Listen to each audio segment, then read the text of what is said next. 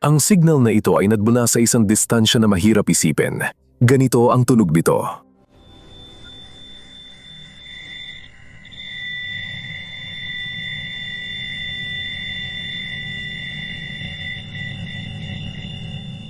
Di sinasadyang natuklasan ito.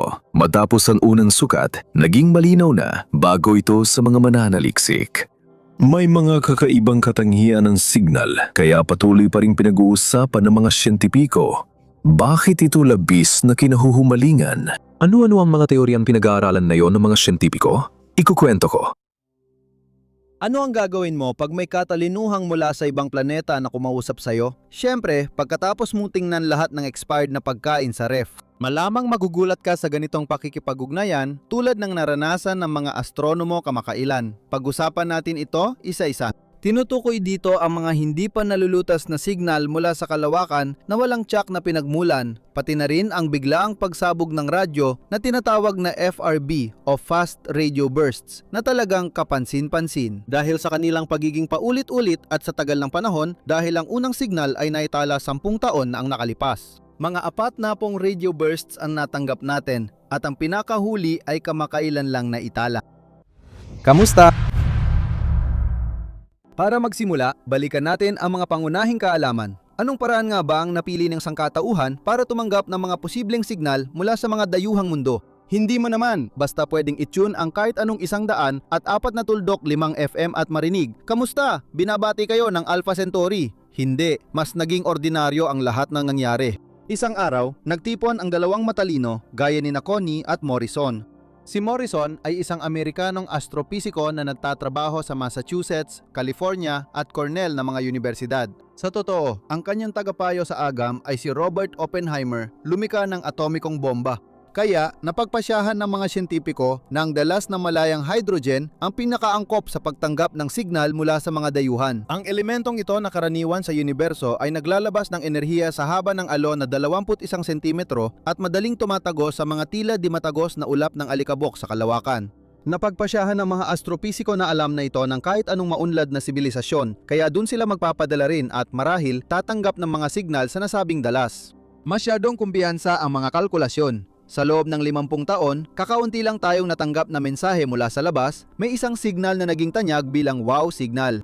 Natanggap ito noong 1977 tumagal ng 72 segundo, ngunit hanggang ngayon ay may mga pantatalo pa rin tungkol sa posibleng pinagmulan nitong mula sa mundo. Umabot pa sa nakakatawa, habang gumagana ang teleskopyong malaking tenga, may nagsabi raw na may nagpaandar lang ng microwave oven sa laboratorio. Gayunpaman, kahit ano paman, ang signal ay lubos na tumugma sa inaasahang mga katangian ng mga extraterrestrial na pagbugso ng enerhiya. Bukod sa nabanggit na pagtatangka ng katalinuhang dayuhan na makipag-ugnayan sa atin, kung siya ngayon, may alam din ang agham tungkol sa radio signal na SHG B02+14A.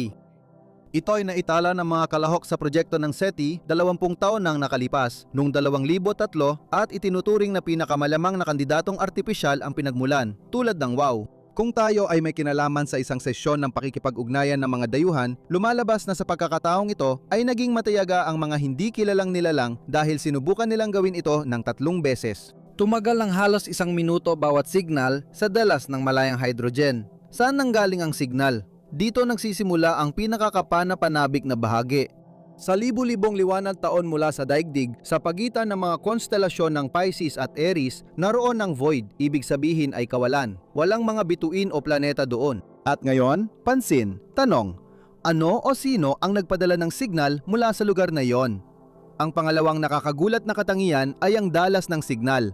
Mabilis itong nagbabago. Kung may ganitong transmitter sa isang planeta, kailangan umiikot ito ng 40 beses na mas mabilis kaysa daigdig. At oo, hindi lumihis ang pulso sa dalas ng hydrogen. Sa lahat ng 3 beses, dun ito narinig, walang kaguluhan. Puro kaayusan lang. Ano ang iniisip ng mga astronomo tungkol dito? Maraming tsorya at hindi lahat ay may kinalaman sa mga haka-hakang alien. Isinasaalang-alang din ang posibleng pagkasira ng teleskopyo ng Arecibo. May mga astropisiko ring naniniwalang posibleng nakatagpo tayo ng hindi pa kilalang malawak na pangyayaring kosmiko. Ngunit sa loob ng 20 taon, hindi na naulit ang signal na ito. Pakinggan nyo kung gaano ito kakaiba at hindi pantay ang tunog.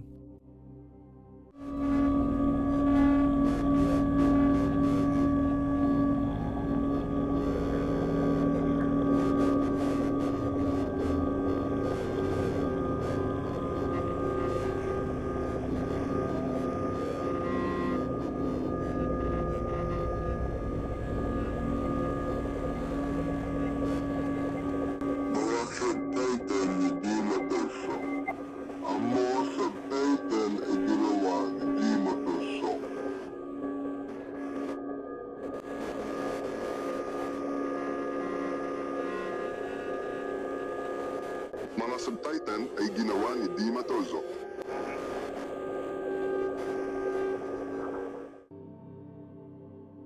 Pakiramdam ko, sa gitna ng ingay, may tunog na parang boses.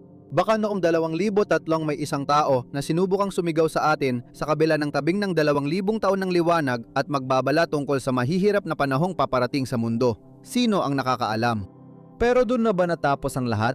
Hindi ganon. Pagkatapos dumating ang bagong 2023 sa dalas ng malayang hydrogen, muling naitala ng mga astrophysicist ang isang signal na nagmumula sa SSJ 0826 plus 5630.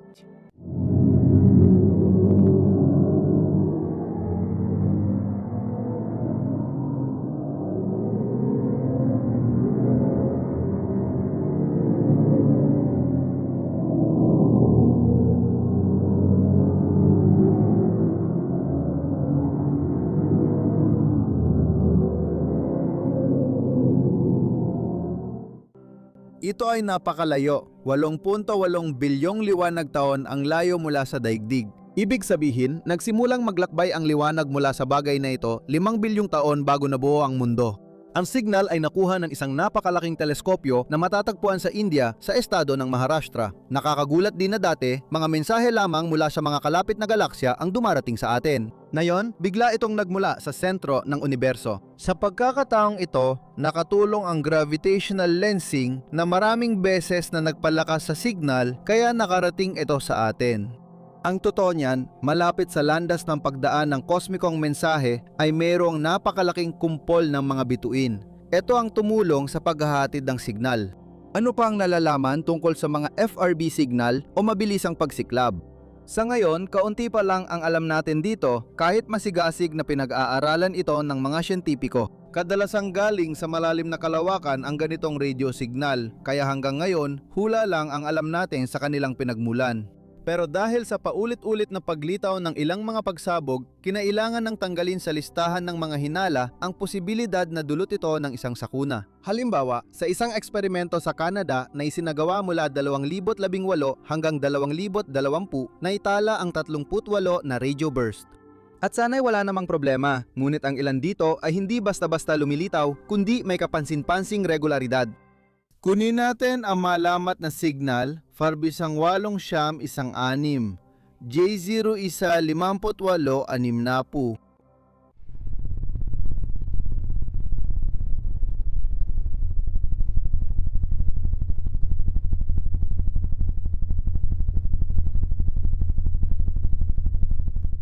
Umuulit ito ng may iba't ibang tindi isang beses kada 16 na araw. Ang mga empleyado ng Canadian Collaboration na Chime ay nagmasid sa prosesong ito ng mahigit 400 sunod-sunod na araw. Ang ikalawang kamanghamanghang natuklasan sa resulta ng pag-aaral ng mabilisang radio burst ay ang labis nilang lakas ng enerhiya. Sa loob lamang ng ilang milisekundo, napapalaya ang enerhiya na katumbas ng daan-daang milyong bituing tulad ng araw. Anong dambuhalang nilalang sa sansinukob ang kayang gumawa ng ganitong signal? Dati, inisip ng ilang pag-uulit ay dulot na aktibidad ng mga itim na butas at bituin na umiikot dito. Saan nga ba nagmula ang hindi pa rin nalulutas na bihirang radio burst na FRB 18916 J015865? Mula ito sa galaksya, 500 milyong liwanag taon ang layo na kasalukuyang bumubuo ng mga bituin. Sa ngayon, maaring patay na ang bagay na ito dahil ang liwanag mula rito ay naglakbay ng 500 milyong liwanag taon papunta sa atin. Pero hindi rin natin ito tiyak na alam. Sa ganitong usapin, ang kawalang magawa ay ikalawang pangalan ng sangkatauhan. May ilang miyembro ng siyentipikong komunidad na nagpapalagay na maaring ito ay isang magnetar o pulsar na naglalabas ng X-ray radiation. Pero ang mga nabanggit ay mas mabilis magbago-bago, hindi lang minsan tuwing ika-16 na araw. May mga lumabas ding hinuha na ang nasabing radio signal ay bahagi ng mas malawak na siklo na hindi pa natin kayang matukoy at maunawaan sa ngayon. Isang bagay ang malinaw, ang magulong at paulit-ulit na FRB ay dalawang magkaibang uri ng pagsabog. Palaging nais ng sangkatauhan na makita ang nangyayari sa kalawakan, ngunit minsan maaari rin natin itong marinig gamit ang sensitibong kagamitan. Mahalaga ring maunawaan ang mga signal na ito. Sino at ano ang nais iparating sa atin? Ano kayang kaganapan na hindi pa natin nakita ang sanhi ng pinakamalalakas na alingaw-ngaw? Para dito, nilikha ang proyektong tinawag na Tanda sa Kalawakan na sinimulan pa rin ng SETI. Ang layunin nito ay bigyan ng access ang mga karaniwang tao sa mga raw na datos na nauha mula sa ilang mga teleskopyo. Ganap itong naka-encrypt at hindi madaling buksan ang mga file na ito. Walang problema dahil nagbigay ng gabay ang mga siyentipiko mula sa instituto sa paghahanap ng matalinong buhay sa labas ng daigdig na kailangang aralin ng mga kalahok mag-isa. Kapag natutunan na ng user gamitin ang Interplanetary File System, dun pa lang siya pwedeng magsimulang pag-aralan ng impormasyon mula sa mga teleskopyo. Mukhang mahusay itong paraan para maramdaman mong isa kang ubod ng tanga, pero kung seryoso, posible talagang may makapag-decode ng alien signal at matuklasan dito ang isang panawagan ng tulong o isang banta. Kasabay nito, maunawaan ng tao na ang problema ay hindi kung nasaan sila ang problema, kundi iba ang problema. Hindi talaga natin alam i-interpret ang mga palatandaan mula sa labas dahil wala namang kasamang instruksyon ang mga ito. Kaya hindi tayo dapat siguradong walang ibang sibilisasyon na sumubok makipag-ugnayan sa atin, baka hindi lang natin napansin. Ano ang opinyon mo sa mga paulit-ulit na liham ng sangkatauhan na walang patutunguhan na ipinapadala gamit ang kanilang mga probe? Kung may matalinong sibilisasyon na libong taong liwanag ang layo, kailan nila matatanggap ang ating liham? Magpapatuloy kaya ang sangkatauhan sa ika-31 o ika-41 siglo? Kailan darating ang sagot? Seryosong tanong ito dahil hindi biro ang distansya sa kalawakan. Siguraduhing isulat sa mga komento kung ano ang iniisip ninyo tungkol sa lahat ng ito. Maaaring magkaroon kayo ng mga ideya kung paano bigyang kahulugan ang mga signal mula sa mga alien na makakatulong sa mga siyentipiko sa hinaharap. Baka nga magawa ninyong pigilan ang isang pandaigdigang sakuna. Pero bago ang lahat, huwag kalimutang mag-subscribe sa aming channel. Mabuhay kayong lahat! Nagsasalita ba ang kalawakan? Sa paglipas ng maraming dekada ng pag-unlad ng teknolohiya, nalaman namin na oo, tiyak na nakapagsasalita ito. Pero kung ano ang sinasabi nito sa atin, hindi pa natin alam sa ngayon. Tamakailan, may naitala ang mga siyentipiko na kakaibang signal na di alam ang pinagmulan. Wala sanang problema, hindi naman ito ang unang ganitong signal. Pero ang nakaka-interes para sa atin ay pinapadala ito sa atin ng halos 30 taon na. Hindi alam ng mga siyentipiko noon kung ano ang ibig sabihin ng mahiwagang signal na ito. Posible, kayang gusto tayong kausapin ng mga nilalang mula sa ibang planeta? Nagsimula ang kasaysayan ng radio signal mula kalawakan noong 1937 ng likhay ng amateur astronomer na si Groud Reber ang unang radio teleskopyo. Tinulungan ng imbensyong ito si Reber na makagawa ng mapa ng estrukturang radyo ng ating galaksya at matuklasan ang mga pinagmumulan ng radio waves sa labas ng Milky Way. Ang trabaho ng siyentipiko ay agad na nagbigay daan sa pagkakatuklas ng di-thermal na radyasyon. Tingnan natin ng mas detalyado kung ano nga ba ang mga radio waves. Dahil ang mga radio waves ay kabilang sa electromagnetic spectrum, kaya ang bilis ng pagkalat nito ay katumbas ng bilis ng liwanag. Ang mga siyentipiko ay lumikha ng ilang mga proyekto upang maganap ng mga palatandaan ng buhay sa labas ng mundo sa kalawakan, at ang mga radio signal ang tumutulong para matuklasan ang mga palatandaang ito. Isa sa pinakakilalang proyekto ay ang SETI, at masasabi nating hindi nasayang ang taon ng kanilang trabaho. Noong panahong iyon, nakatanggap tayo ng ilang kawili-wiling radio signal. Halimbawa, noong Agosto 1977 ang teleskopyong may kakaibang pangalan na Malaking Tainga na pagmamayari ng Perkins Observatory sa estado ng Ohio ay nakatuklas ng kakaiba at malakas na signal. Wow!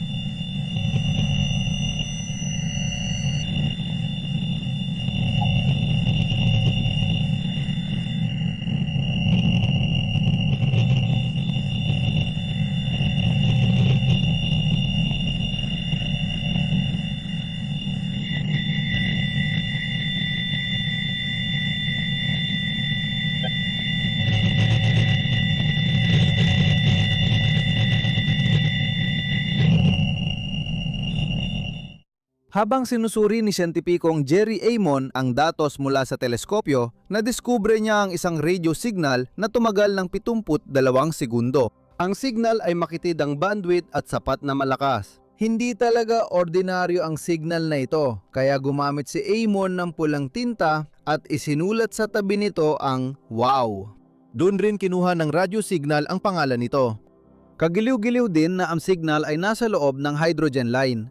Ano nga ba ang hydrogen line? Ito ay isang uri ng alon na nabubuo mula sa hydrogen na nasa gas na estado sa kalawakan. Itinuturing na ang mga signal na may frequency sa loob ng alon na ito ay maaaring mula sa mga sibilisasyong hindi galing sa mundo. Ibig sabihin, pwedeng gamitin ang hydrogen line bilang channel ng komunikasyon. Nadiskubre ang signal pero hindi pa rin alam ng mga siyentipiko ang pinagmulan nito kahit lumipas na ang 40 taon. At noong 2017, iminukahi ng siyentipikong si Antonio Paris na ang signal ay maaaring nagmula sa mga kometang 266 Christensen at 335 Jeeps na napapalibutan ng mga ulap ng hydrogen gas.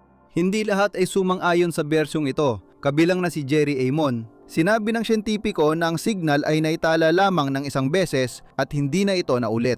Kung ang radio signal ay mula sa 2 kometa, dapat naitala ng teleskopyong malaking tainga ang paghati ng signal.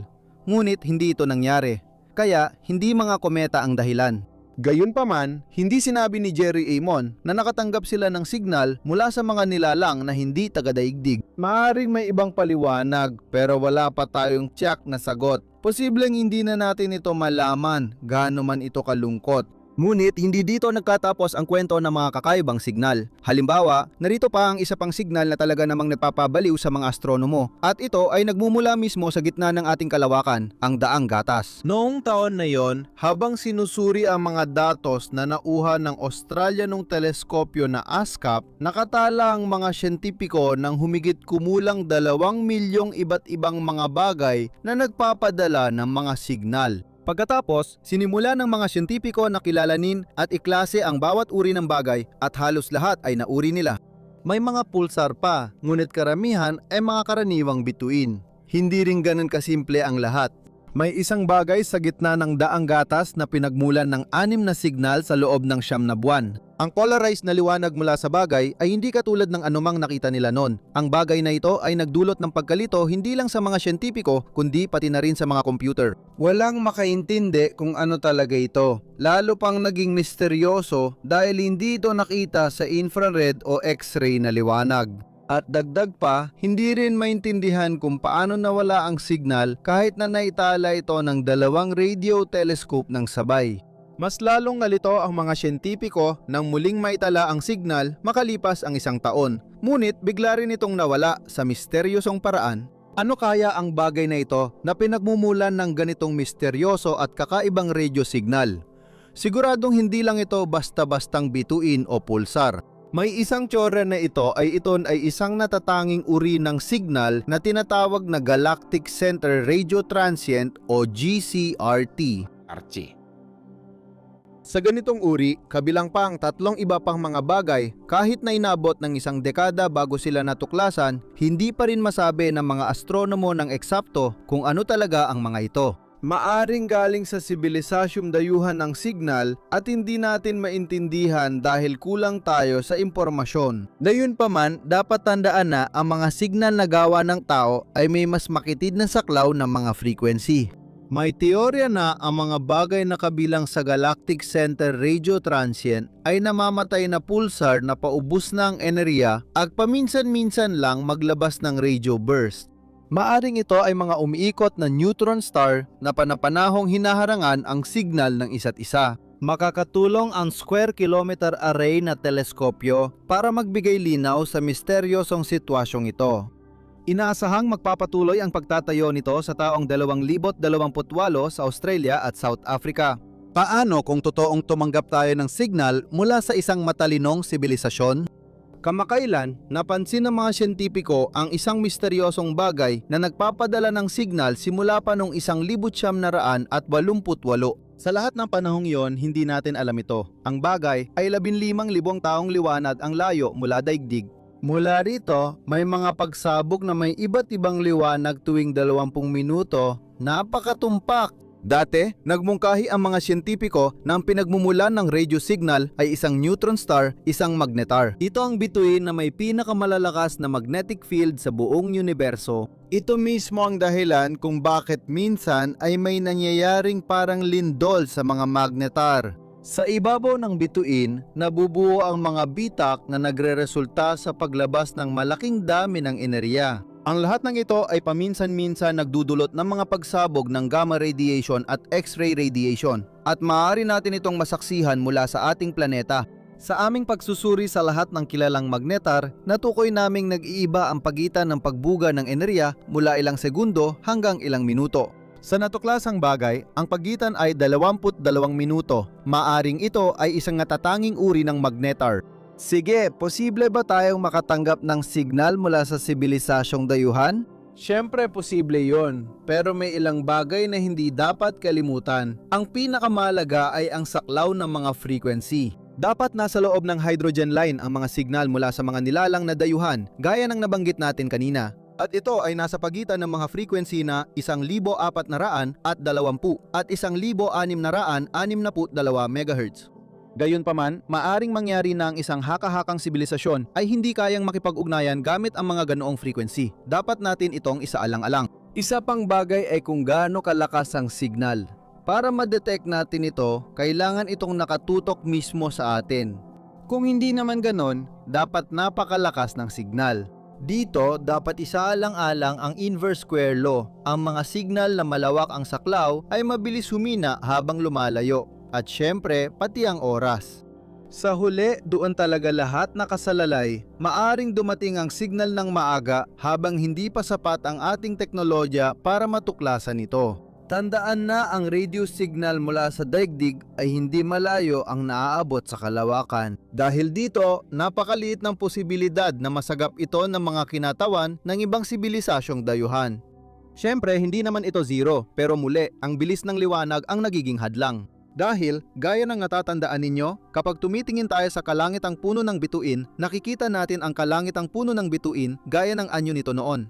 Ganon din ang mga alien, kapag nakita nila ang daigdig, makikita nila ang anyo nito milyon-milyong taon nang nakalipas.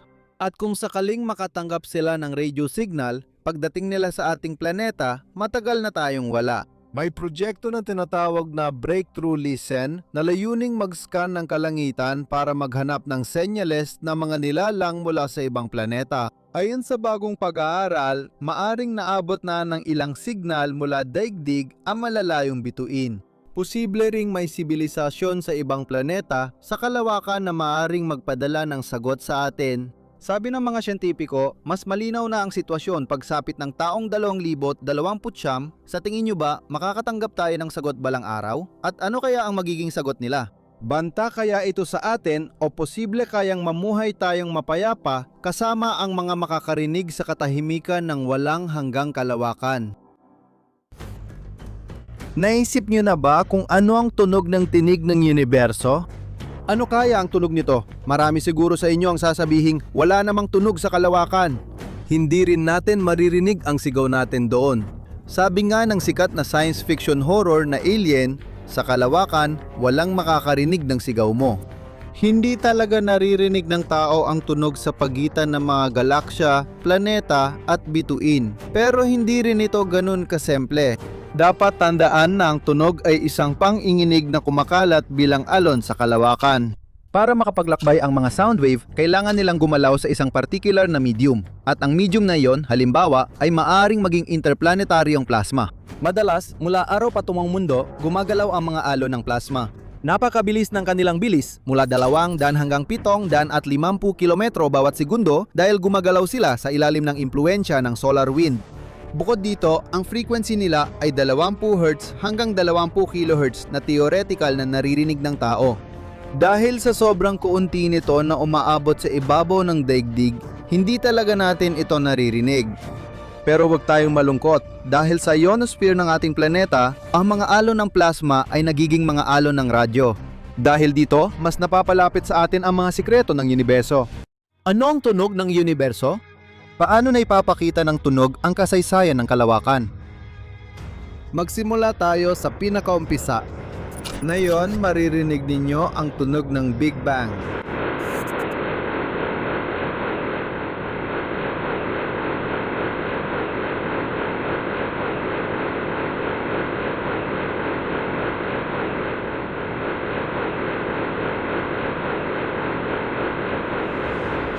Tungo tayo sa sistemang solar. Ganito ang tunog ng araw.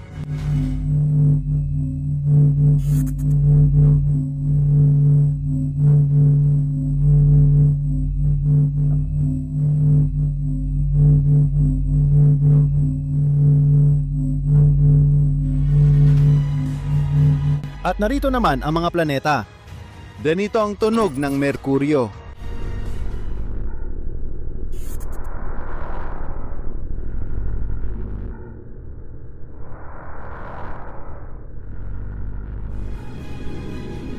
At ngayon, narito ang Venus.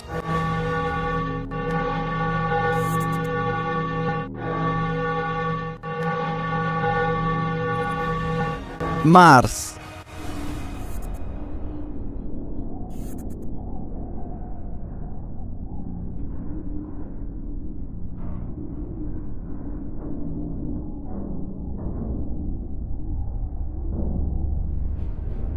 Saturno.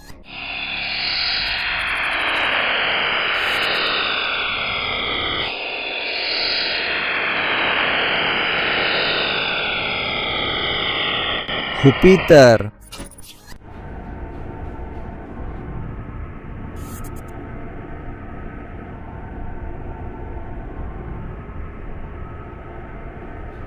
Uranus.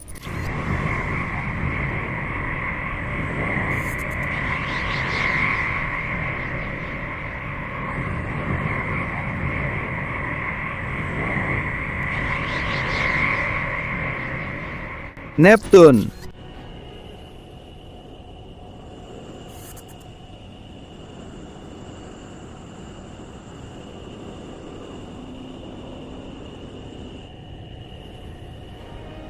Pluton.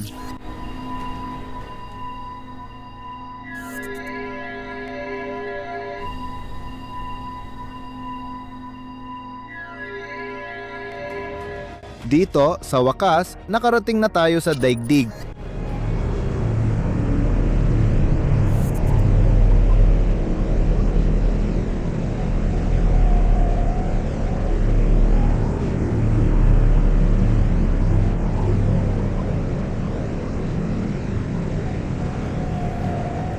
Ito ang mga tunog ng Ganymede, buwan ng Jupiter, at ang nag-iisang buwan na may sariling magnetospera.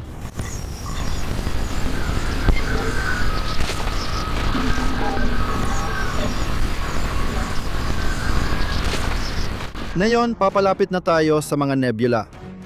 Hindi lang sila may kakaibang hugis, kundi naglalabas din sila ng mga nakakaintrigang tunog. Crep Nebula.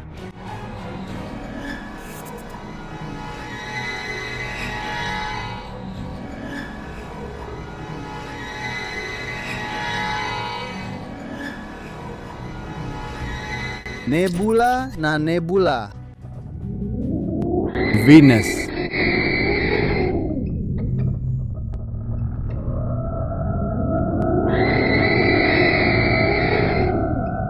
NGC 2392 o Nebula ng Eskimo.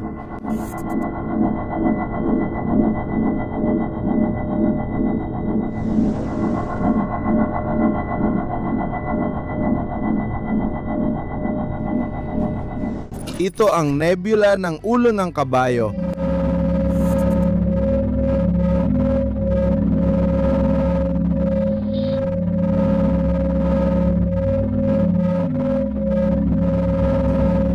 Ang nebula na ito na kamanghamanghang itsura ay tinatawag na mata ng pusa.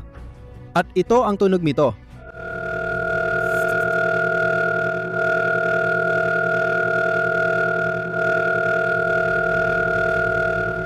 Narito ang tunog ng interstellar medium.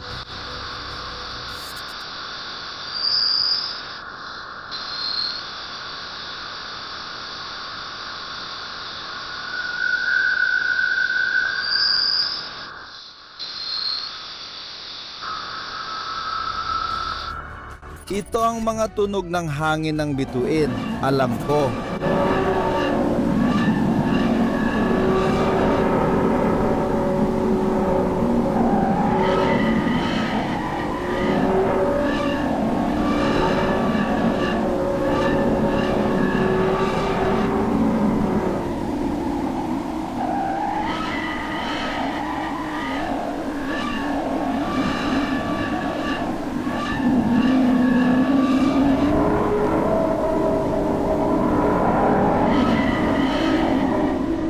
Susunod, tutungo tayo sa direksyon ng mga pulsar. Narito sa harap ninyo ang Pulsar PSR 12, daan 57 plus 12.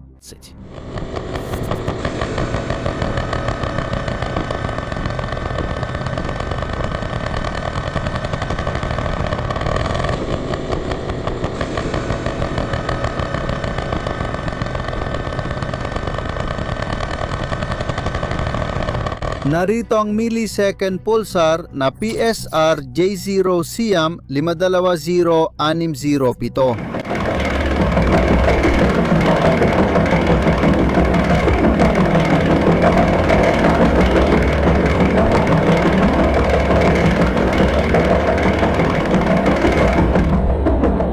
Zero, 8823 plus 26 B 02026.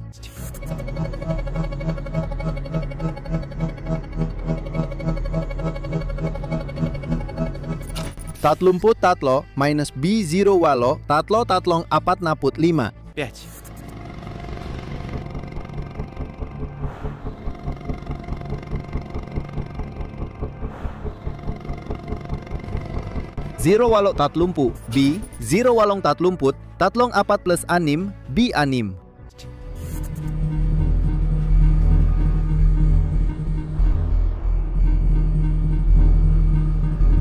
Tatlo dalawa ampu B0 tatlumpu dalawa siam plus 50 54. 4.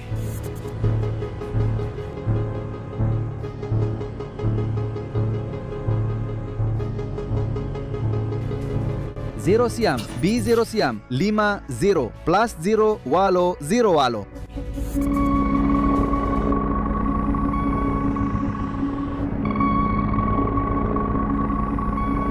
Labing siyam dalawampu, besang libo, siyam na raan dalawampu, at siyam plus 10.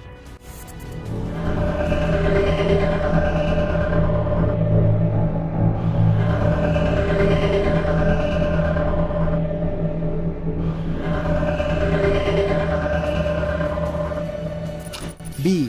0525 plus 21.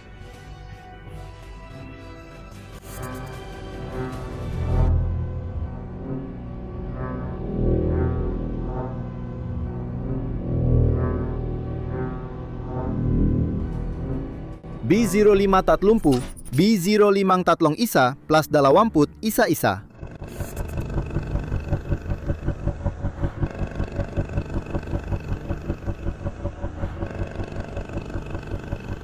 Zero B 08 at siyam plus 74 B 74.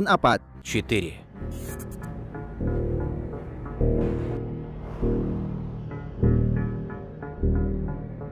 Siyam B0 siyam isang siyam plus 06.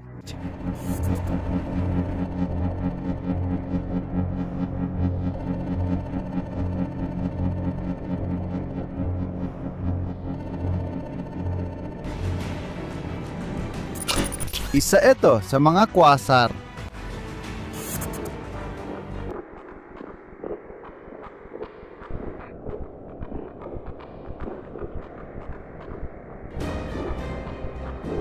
Ito ang exoplanetang Gliese 486b.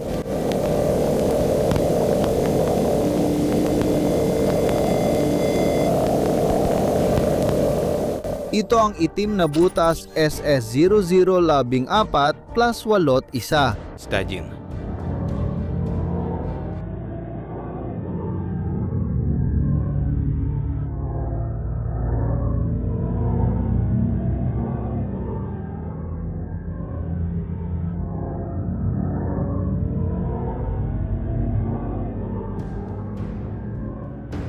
At ito naman ang galaksyang Daang Gatas.